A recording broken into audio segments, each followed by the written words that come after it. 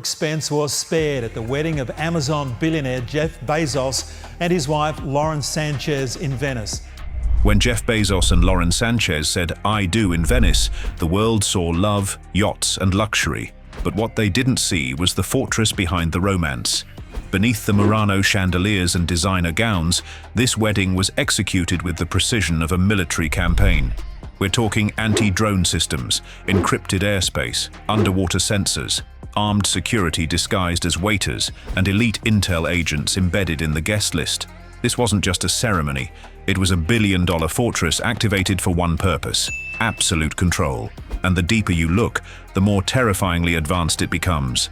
The venue wasn't just dressed in floral perfection, it was layered in invisible nets of surveillance, cyber fortification, and contingency plans for every conceivable threat. Arrivederci, Venice! Jeff and Lauren Bezos say goodbye to the world's most romantic city, departing in a water taxi. The target: Jeff Bezos, high-value asset number 1. Jeff Bezos isn't just rich, he's infrastructure. His control over Amazon, AWS, Blue Origin, and the Washington Post makes him a digital age emperor. And emperors attract enemies. At his level, a wedding isn't a celebration, it's a vulnerability. So from the moment the ceremony was conceived, security wasn't an afterthought. It was the foundation. Global intelligence firms were contracted. Former Mossad, CIA, and MI6 operatives designed the plan. No one was going to get within 100 meters of Bezos without being scanned, tracked, or neutralized. Sources say that 2 years before the wedding, Bezos already began researching past high-profile events, studying everything from royal weddings to G20 summits. The operation wasn't just about preventing threats, it was about maintaining narrative dominance. A dedicated intelligence dossier was compiled, detailing over 1,000 potential threat scenarios, from political extremists to paparazzi drones disguised as seagulls. The location lockdown, Venice under control. The wedding took place in a 17th century palazzo on the Grand Canal, but the entire city block was effectively seized. Local authorities cooperated, but sources say Bezos's team brought in private enforcers to manage the perimeter. A 3-tiered security ring was deployed. The outermost zone had visual observers and facial recognition units. The middle zone included motion detectors, plainclothes guards, and mobile jamming vehicles. The inner zone, the ceremony space, was swept every hour for bugs, explosives, and surveillance devices. Venetian locals reported unexplained signal drops, surveillance vans parked near major bridges, and wedding staff, who clearly weren't Italian. Bezos imported his own trust circle, agents who had worked on global hostage rescues, black site defense ops, and oil magnate protection teams. Guests even reported that their hotel room devices behaved oddly, as if Alexa had been replaced by a high-level NSA prototype. Anti-drone weaponry. The sky was closed. One of the most advanced defenses? Drone mitigation.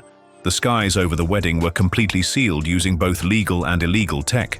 Custom-built drone jammers emitted directional radio waves that fried navigation systems. Anti-UAV rifles were placed on rooftops, disguised as architectural features. Guests may have seen church bells, but those were RF weapons ready to shoot down anything flying overhead. One insider reported an attempted drone incursion 24 hours before the event. It never made it past the outer net. The offending UAV was recovered in pieces, its controller traced, and the operator paid a visit from unnamed professionals. Some speculate it wasn't a journalist. It was a corporate spy. Sea patrols and underwater tech. Venice never looked like this. Because the wedding was near water, Bezos's team knew threats could come from below. That's why the surrounding canals were equipped with sonar and motion-triggered cameras normally reserved for naval operations. Mini sub-drones circled underwater, scanning for any unauthorized divers or devices. At night, infrared cameras swept beneath gondolas and docks. Italian Coast Guard personnel were paid to stand down. Bezos brought in former military divers from the UK to monitor underwater. This wasn't the first time Bezos had deployed oceanic defense.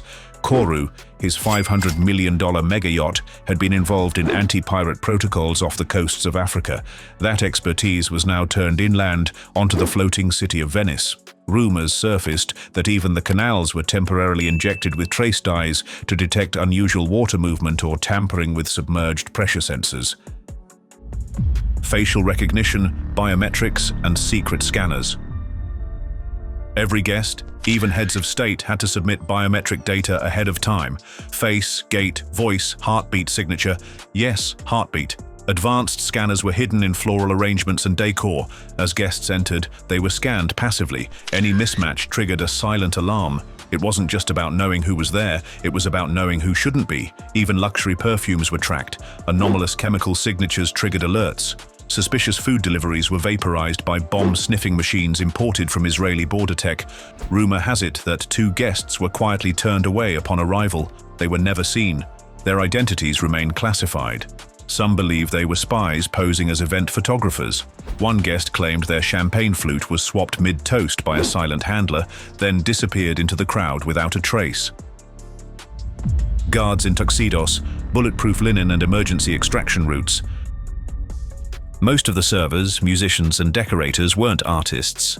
They were security, disguised operatives trained to spot and respond to threats within seconds. Even Bezos's tuxedo and Lauren's dress were rumored to contain anti-ballistic fibers. Just in case, those fabrics were rumored to be designed by a classified DARPA-affiliated textile lab, heat-regulating, stab-proof and non-flammable. In the event of an attack, a gondola wasn't the escape route. Hidden beneath the venue was a reinforced dock with a jet-speed water vehicle. Within minutes, the couple could be extracted through a network of canals to a private helipad. That helicopter was on standby 24/7 during the event, engines running. Maps revealed that an entire private field in northern Italy was converted into a landing zone for aerial extraction. It included backup armored limousines with satellite jammers and decoy license plates. One vehicle reportedly had smoke dispensers and a drone counter-strike system built into its trunk. Another had a biometric override that could only be activated by Bezos's retina scan. The Koru connection, a floating command center. While all this unfolded on land, Bezos's $500 million yacht Koru stood watch nearby. On board, encrypted satellite comms, thermal sensors, quantum-grade AI surveillance, and a rotating team of cybersecurity analysts. Think less honeymoon boat and more billionaire NORAD. Every communication device at the wedding pinged through Koru. It served as the digital and tactical command node for the entire operation. The yacht's interior includes a panic room, anti-boarding spikes, and decoy distress systems that simulate emergencies to mislead attackers. Koru has its own escape submarine. If the worst happened, Bezos could disappear into the ocean. Backup plans even included a stealth amphibious drone to deliver data cores in case of digital theft attempts.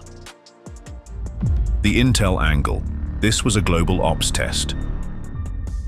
Multiple nations quietly observed the wedding as a case study in ultra-private event security. Some believe Bezos invited intelligence operatives from friendly governments not just to celebrate, but to test their response to high-risk scenarios in luxury environments. Among the guests, former Israeli intelligence chiefs, Gulf royal security liaisons, private AI defense contractors, and a rumored ex-KGB general now working for a Swiss risk mitigation firm.